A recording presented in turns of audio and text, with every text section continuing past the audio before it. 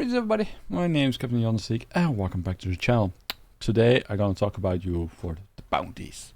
The bounty build for the season 27 for the Ina monk is gonna be the same as season 26 most of the time. Bounties are necessary to be done so you can get up to get all your gear that you need to craft. Like you're gonna get stuff for your blacksmith, you're gonna get stuff for your jewelry, you're gonna get stuff for your jewelry. So yeah, we're gonna get some serious stuff done. Right, without further ado, let me take you into this video. Alright guys, so now the bounty build. Again, I'm gonna first do all the set pieces, and I'm gonna do the cube, including the weapons and the gems. Alright, so bounty builds. What are bounties? Bounties are like each act has a set of 5 bounties that you can do, up to a total of one single run is 25 bounties. You're gonna get the cash if you do it on T16 with 22 items, with 22 of the Kanduran Rune, Caldeum Nightshade, Ariadward Tapestry, Corrupted Angel Flesh, or the West March Holy Water. Now, those items are coming in handy if you want to like craft your Augils, for example. Like let's say I need Augils bracers. It's going to tell me which items that I need to use. Beware, if you do it lower than T16, you're gonna get less. T16 gives you 22, so keep that in mind. Bounty runs on T16 gives you 22. That's the maximum that you can get out of it for your bounty mats. Let's start talking about the build itself. So we're going to use 5 pieces of the Ina set and 3 pieces of the Remnant of Pain. Which you're going to get lucky because you already going to get the Remnant of Pain if you finish your season journey, chapter 1 to chapter 4. Again, make sure you do that as quickly as possible. The quicker you can go on and so on. Right, so the build itself.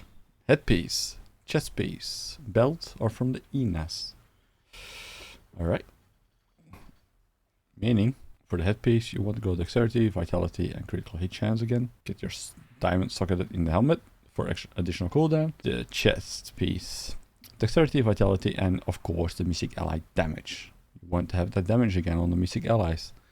The 3 gem slots are going to be your all resist diamonds. For the belt. Belt is easy, dexterity, vitality, all resist, and life. Make sure you get that life. You're gonna need that 15% life additional. Then for the gloves, still the Ina pieces, preferably attack speed.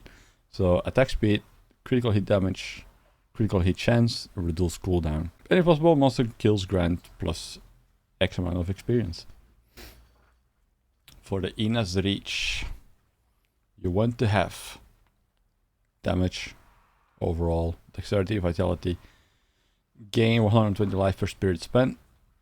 It's useful, you don't die so much. Increase your Mystic Ally damage, get it as high as possible. This one is for 90 because it's only T16, but try to get that 120%. Socket it with your emeralds to get the additional critical hit damage increase. Now for the Remnant of Pain set, you're gonna use the shoulders, the pants, and the boots. Then go for dexterity, all resist, never too bad. Cooldown on all skills, again you want to get that cooldown as high as possible. Increase Mystic Ally damage 15%, go for that. For your pants, dexterity, vitality, armor, because you get all resist, you get a resist on the secondary. Socket your diamonds in there as well. 8 demon boots, dexterity, vitality. I just went with the standard ones because I couldn't find any Asian pieces for season 26. For season 27, try to get the Asian pieces so you get the additional augment on it. Alright. For the rings. Obsidian Ring of the Zodiac. Attack speed, critical hit chance, reduce cooldown. I had to roll a socket on it because you need to roll a socket on it. It's one of the very few rings that doesn't come with a socket on the primal. Might be also the only one. Reduce the remaining cooldown of one of your skills by 1 second when you hit with a resource spending attack. Resource spending attack, Epiphany, or Cyclone Strike. Keep that in mind, you're gonna need it. Then, convention of elements.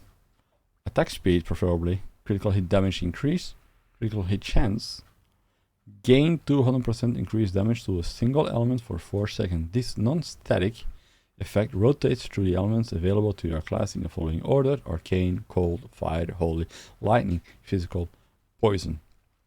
For the monk, that's gonna be holy, lightning, physical, cold, and fire. Squirt's necklace. Cold skills, dexterity, preferably critical hit chance, critical hit damage. While not at taking damage, damage result increased by up to 100% and damage taken is increased by up to 50. Beware of that legendary power.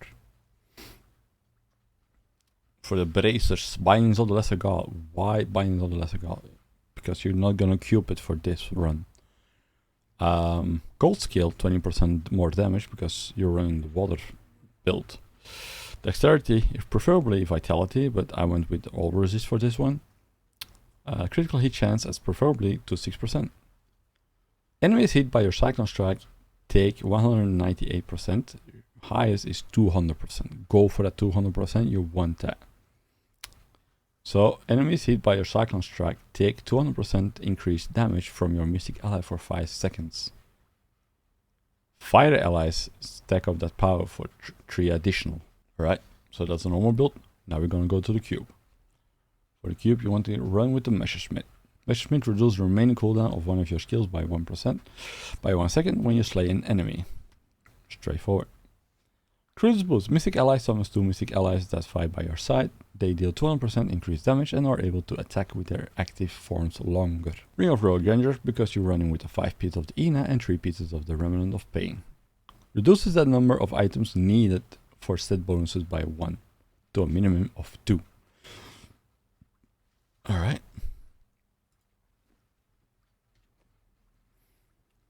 For the skills. Way of the 100 Fists. For the rune, placing fists. Generate 12 spirit per attack and strike groups of enemies with a series of devastating punches. The rune does critical hit increase your attack and movement speed. Way of the 100 Fists damage turns into fire. Cyclone Strike. Cost 50 spirit. Remember what the obsidian ring said? 50 spirit. Mystical force pulls nearby enemies towards you and blasts them. Cyclone Strike Implosion. Increase the distance enemies will be pulled towards you. Pretty straightforward. Not much to do. Mystic Ally. Cooldown 30 seconds. Activate your Mystic Ally has its damage increased for a short duration. Mystic Ally fights by your side. Water Ally. Activate your Mystic Ally forms multiple freezing waves attack in quick succession. Passive, a Mystic Ally fights by your side that infuses your attack to slow enemies. Dashing Strike. Costs 1 charge. Quickly dash and strikes enemies. You gain a charge every 8 seconds and can have up to 2 charges stored at a time. Increased maximum charges. Dashing Strike's damage turns into lightning. Epiphany. Cooldown 60 seconds. Have an epiphany increasing your spirit regeneration per second and enabling your melee attacks to instantly dash to your target for 15 seconds. There's a shroud. Epiphany, there's a shroud. Infuse yourself with sand, reducing damage taken. Very helpful. Mantra of Healing. Cost 50 spirit. Shroud you and your allies with a mystical shield that absorbs damage. Passive, you and nearby allies gain increased life regeneration. We'll take the rune Circular Breathing. Mantra of Healing also regenerates spirit. Very important. Alright. Now we go for the passive skills.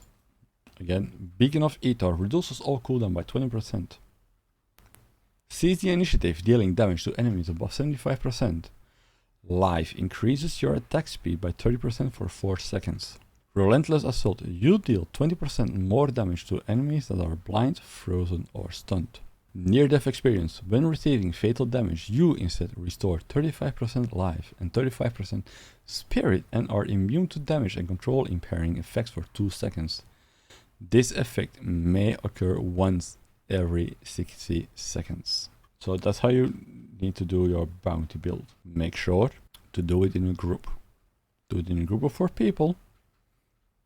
send one to each act and then simultaneously go to the final act that needs to be done and just help each other out.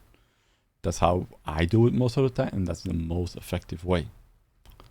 Now, if you play solo Stealthbound, you also need to have your enchantress with you, preferably if you want. Alright guys, so that's how I set up the build for my bounties. Have a good one and have fun in season 27 next week. See ya!